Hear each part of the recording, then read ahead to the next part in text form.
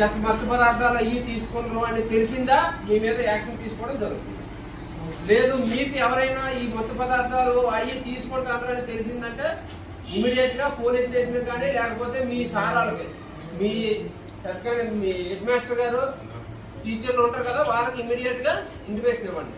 రెండోది హాస్టల్లోకి ఎట్టి పరిస్థితుల్లో ఎవరు కూడా మత్తు పదార్థాలు అంటే గంజాయి కానీ సిగరెట్లు కానీ ఇలాంటివి ఎప్పుడు తీసుకురాకూడదు. ఒకవేళ తీసుకొచ్చినట్లయితే హాస్టల్లో ఏ రూమ్ అయితే ఉంటుందో ఆ రూమ్ లో అందరి మీద యాక్షన్ తీసుకోవడం జరుగుతుంది. ఓకేనా? Okay sir. ఈ మధ్య ఈగల్ టీమ్స్ అనేసి టీంలు ఏర్పాటు చేశారు, తెలుసా లేదా? ఆ టీంలో ఈగల్ టీంలో మీకు ఖచ్చితంగా సీక్రెట్ గా ప్రతి ఒక్కరికి ఇన్ఫర్మేషన్ ఇవ్వడం జరుగుతుంది. ఆ ఇన్ఫర్మేషన్ ఆధారంగానే మీకు ప్రతి ఒక్కరు హాస్టల్ మీద మేము నిఘా పెట్టడం జరిగింది.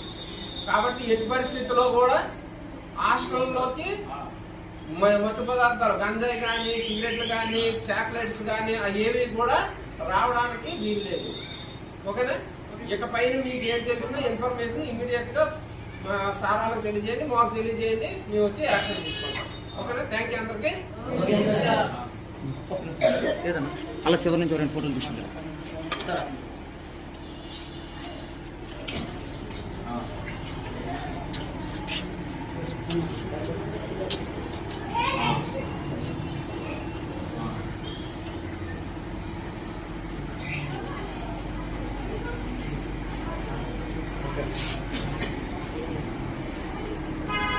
ఎక్కువ రాత్రి మూట మాత్రం బయట తిరుగుతారు, 11-12 గంటలు తిరుగుతారు. దొంగతనాలు అవుతుంది, చిన్న చిన్న దొంగతనాలు అవుతుంది. వాటి తాలూకా బాధ్యత హాస్టల్ కొరంలో అయిపోతుంది. చూసుకోండి, ఏ రూమ్ లో తాలూకాలు కానీ అయితే ఇన్ఫర్మేషన్ కానీ ఇవ్వలేదు అనుకోండి, అది కూడా నేరమే. అర్థమైందా? మీ పక్కన ఉన్నవాడు దొంగతనం చేశాడు, నువ్వు ఇన్ఫర్మేషన్ ఇవ్వలేదు, నీకు తెలిసి ఇన్ఫర్మేషన్ ఇవ్వకపోతే అది కూడా నేరం. చదువుకుంటున్నాం కదా, సమాజంలో మనకి కొంత బాధ్యత ఉండాలి, అవునా లేదా?